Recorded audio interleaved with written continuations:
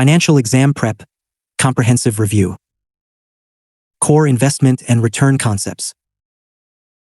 The session reviews concept content, focusing on the must-knows. Investments always involve issues of taxation and interest rates. Capital gain and loss.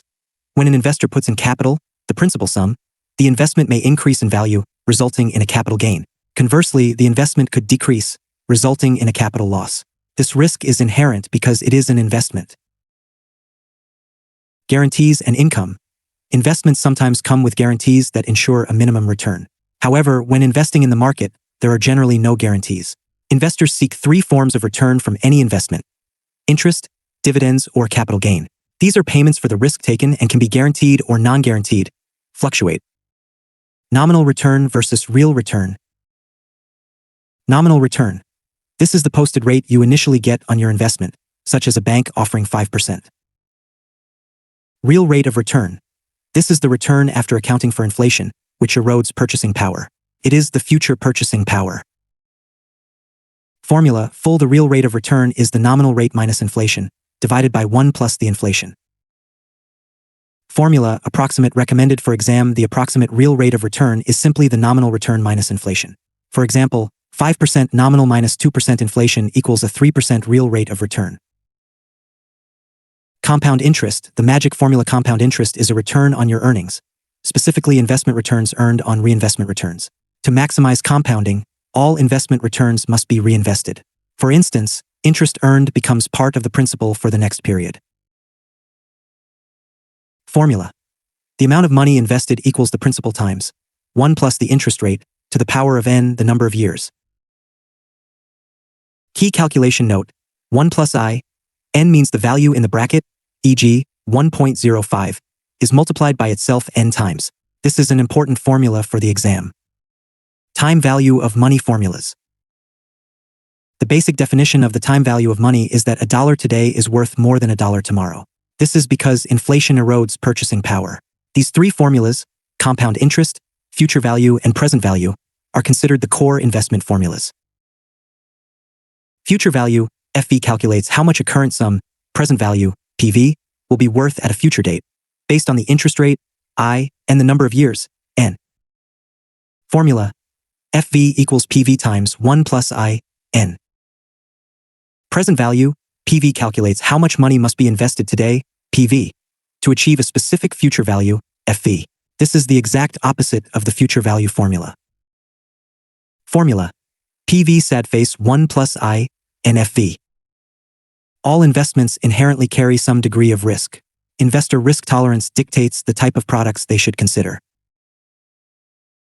For investors with very low risk tolerance, guaranteed investments like GICs, guaranteed investment certificates, and GIAs, guaranteed investment accounts, are suitable options. The major risks for these products are interest rate risk and inflation risk. These funds are protected by the Canada Deposit Insurance Corporation, CDIC, covering up to $100,000 against default. Money market products such as treasury bills and bankers' acceptances are also very highly guaranteed. Like other guaranteed products, their major risks are interest rate risk and inflation risk, but they have no CDIC protection. Fixed income investments, primarily bonds, have a higher risk level than GICs. Their risks include interest rate risk, reinvestment risk, credit risk, if the company fails, and liquidity risk, the inability to cash out before maturity.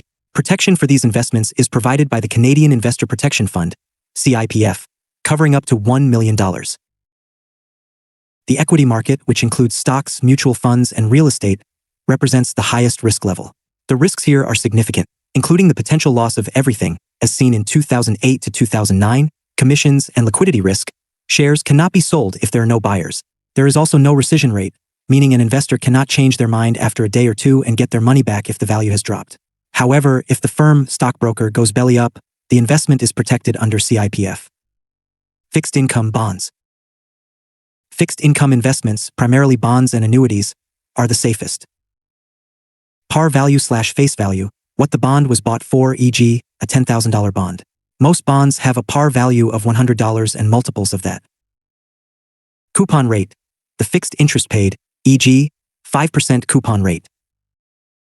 Term to maturity, the number of years until the bond matures, e.g., 10 years.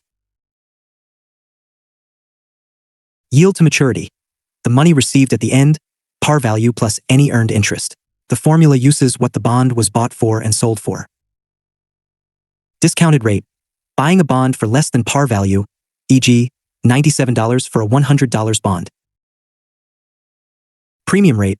Buying a bond for higher than par value, e.g., $103 for a $100 bond. Inverted correlation. Bond prices and interest rates. Bond prices and interest rates have an inverted correlation, teeter-totter effect. If interest rates go up, bond prices go down, resulting in a higher yield. If interest rates go down, bond prices go up, the bond value increases. Investment income and portfolio. A portfolio contains various assets, e.g., common shares, preferred shares, bonds. Any portfolio produces only three kinds of income. Interest, typically from bonds, GICs, and mortgages. Dividends, typically from preferred shares. Capital gains, typically from common shares. Portfolio composition depends on the client's risk tolerance and desired income. For instance, high tax bracket individuals may prefer capital gain-driven products, high risk, while low tax bracket individuals may prefer interest-driven products, low risk. Segregated funds, seg funds. A segregated fund is an insurance company's mutual fund. A life insurance license allows you to sell seg funds, whereas a mutual fund requires a securities license. Seg funds are extremely similar to mutual funds, but there are differences. Similarities, fees and commissions. Both seg funds and mutual funds involve fees, known as management expense ratios or MERs. Commissions are also charged and can be structured in two ways. Front-end load, FEL. The commission is paid up front, e.g., a 4% commission on a $10,000 deposit is $400. The investor only invests the remainder, e.g., $9,600. The benefit is that if the client cashes out at any time in the future, e.g., year 5 of a 10-year investment, there is no further charge or penalty because all expenses were paid up front. Deferred sales charge, DSC. The client wants all their money invested up front, e.g., the full $10,000. If the client takes out the money before the 10-year maturity date, they will be penalized. This penalty, sales charge, decreases over time, e.g., 7% in years 1 to 2, down to 0% after year 6/7. The insurance company recovers all its costs in the first 6 years. Parties to the contract. Policy owner, contract holder. The person who makes the deal and has all the controls. Annuitant, the person on whose life the fund is based and who owns the actual proceeds. The owner and annuitant can be the same, personal fund, or different, third-party fund. Beneficiary, the person who receives the proceeds if the annuitant dies. Unique features, the blue part of seg funds. Maturity guarantee. This is a crucial, unique feature. By law, sellers must guarantee 75% of the principal at maturity. Scenario 1, market value. A guarantee. If the market value at maturity is greater than the 75% guarantee, e.g., $180,000 on a $100,000 deposit, the maturity guarantee is 0. You take the greater amount. Scenario 2, market value. A guarantee. If the market value at maturity is less than the 75% guarantee, e.g., $60,000, the insurance company must top it up to the guaranteed $75,000. Surrender before maturity. If you cash out before the maturity date, e.g., halfway through, the maturity guarantee does not apply. You get whatever the market value is that day. Death benefit guarantee. By law, all companies must provide a 75% death benefit guarantee. If the annuitant dies within the 10 years, the beneficiary receives at least 75% of the deposit. If the market value is less than the guarantee, e.g., $60,000, the insurance company must top it up, e.g., to $75,000. This guarantee holds only on the death of the annuitant, not the owner. Reset options. This allows the policy owner to lock in gains. When a gain is locked in, e.g., from $100,000 to $200,000, the guarantee is then based on the new, higher reset number. For example, the new guarantee would be 75% of $200,000 or $150,000. The downside: when you reset, the maturity date is extended by 10 years from the date of the reset. Other seg fund rules. Switches. You can switch between funds, but some companies may charge a fee.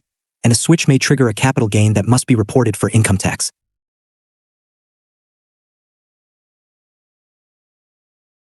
Risk tolerance.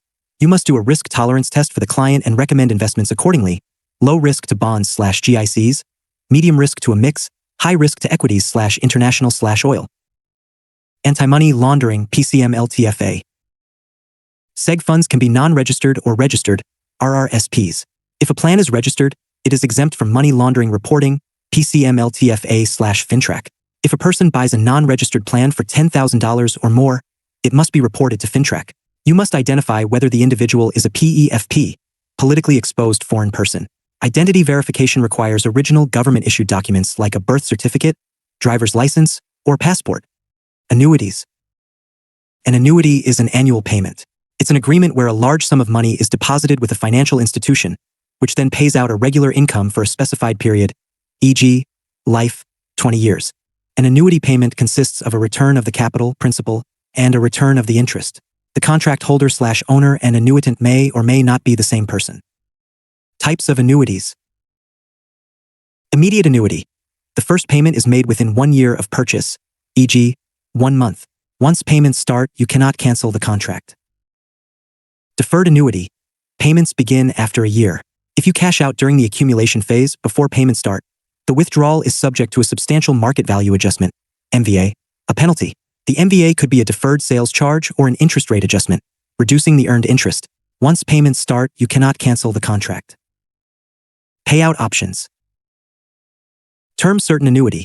Pays out for a specific, fixed period, e.g., 20 years. If the annuitant dies, the beneficiary receives the remaining payments as installments or a lump sum, commuted value. It may be surrendered for its commuted value, but with high penalties. Straight life annuity. Pays out for the rest of the annuitant's life. It gives the maximum income while the annuitant is alive. However, there is no beneficiary, and payments stop the moment the annuitant dies. Impaired annuity. For an individual in poor health with a worse than average life expectancy, they receive a higher income. Joint last survivor annuity. Pays out on a joint basis for 2 lives. Income is paid as long as either annuitant is alive. Upon the first death, payments are typically reduced by 30% to 40% to the surviving annuitant. The income is lower than a straight life annuity because it covers 2 lives. Annuity taxation and risk. Registered RRSP/RIFs, the money is tax sheltered while growing, but the entire amount is 100% taxed when it comes out. The ACB is 0. Non-registered, the principal, capital, is not taxed, a return of your money. Only the interest component will be taxed. Risks. Annuities as fixed income carry interest rate risk and inflation risk. A straight life annuity carries the risk of loss of capital if the annuitant dies early. Registered retirement savings plans, RRSPs. Contribution room, crucial for exam, the maximum contribution is based on the following formula. 18% of the previous year's eligible income. Up to an annual maximum, e.g., $24,900 in 2016. Minus the pension adjustment PA, which is the amount put into an RPP, registered pension plan. Plus the unused RRSP contribution room, carry forward, which accumulates from age 18 and allows for catching up on past contributions. Minus any past service pension adjustment, PSPA. Withdrawals before maturity. Taking money out of an RRSP before maturity incurs a withholding tax. Up to $5,000, 10% withheld. $5,001 to $1. $15,000 and up, 30% withheld. Overcontribution. Contribution over the limit incurs a 1% per month penalty for amounts over the $2,000 lifetime buffer. RRSP maturity. Age 71 and RRSP must be annuitized, matured, no later than December 31st of the year the annuitant turns age 71. Maturity options are: convert to a RRIF, Registered Retirement Income Fund. Buy an annuity. Take a lump sum, not recommended, as the entire amount is taxed at once. Income splitting, crucial for exam. Splitting income, often through a spousal RRSP, is done to reduce the total tax income payable.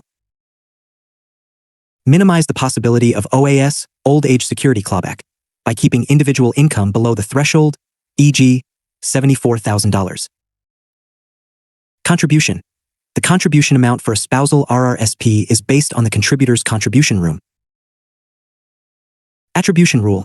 If the spouse withdraws money in the year of deposit or the 2 calendar years after, a total of 3 years, the amount withdrawn is taxed to the contributor. Amounts outside the 3-year period are taxed to the spouse/owner. Registered Retirement Income Fund, RRIF. A RRIF can be purchased at any age, but no later than the year you turn 71. Minimum withdrawal. There is a minimum amount that must be taken out every year. This is calculated based on the annuitant's or spouse's age using CRA tables or the formula. Maximum withdrawal. There is no maximum withdrawal. Flexibility. The RRIF is very flexible. It can be stopped, started, and cashed in any time. This is a key difference from a rigid annuity.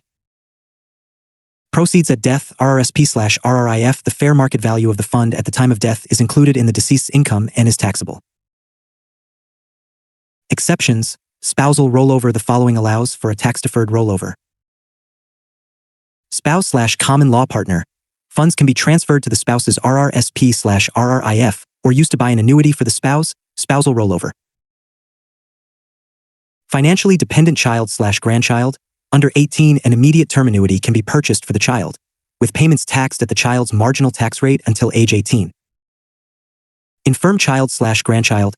Proceeds can be transferred to the child's RRSP or used to buy a life annuity, deferring the tax. Company pension plans. 1. Defined Benefit Pension Plan, DBPP. Benefit known. The employee knows how much money they will get at age 65, e.g., 2% of earnings. Contributions. The employer's contribution may vary, while the employee's contribution is typically fixed. Risk. The employer bears the investment risk. Tax/growth. Contributions are tax deductible for both employer and employee, and the growth is tax sheltered. 2. Defined Contribution Pension Plan, DCPP, sometimes called a money purchase plan. Benefit unknown. The employee does not know how much money they will have at the other end. It depends on the market, interest rates, and investment performance. Contributions. Both employee and employer contributions are typically fixed amounts. Risk. The employee bears the investment risk. At age 65, the employee uses the accumulated bucket of money to buy an annuity. General pension rules. Vesting. The money, both employer and employee contributions, must be vested, belong to the employee, no later than 2 years of participation. Portability. Locked in. These funds are locked in and cannot be cashed out. They are designed to give a pension. If an employee leaves a job, funds can be transferred to another RPP. A LIRA, locked-in retirement account, if under 55, left to accumulate in the original plan. Maturity. Age 71. The RPP must be converted to an income stream no later than the year the annuitant turns 71. Options for locked-in money include LIF, Life Income Locked-in Fund, a minimum and maximum withdrawal amount. LRIF, Locked-in Retirement Income Fund, available only in certain provinces, Newfoundland, Saskatchewan, Manitoba. Life Annuity, provides a pension for life. Group plans. 1. Pooled Registered Pension Plan, PRPP. This is a newer voluntary retirement savings plan. It is similar to a DCPP, but employer contributions are not compulsory. The employee can fund it entirely. It is designed to provide a pension for employees of small businesses. 2. Group RRSP, GRRSP. This is the same as an individual RRSP but offered on a group basis. It is a payroll savings plan. Money is deducted from the paycheck. The same benefits as an individual RRSP apply, including the ability to use funds for the home buyers. Contributions are still limited by the 18% rule. Individual's total contribution room. It offers high flexibility. The money can be easily transferred to an individual RRSP or RRIF with no penalty. 3. Group Segregated Funds.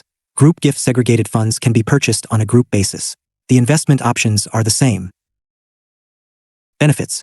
No sales charge, no switching fees and lower MERs, due to economy of scale. Crucial difference. There is NO maturity guarantee and NO death benefit guarantee on a group segregated fund.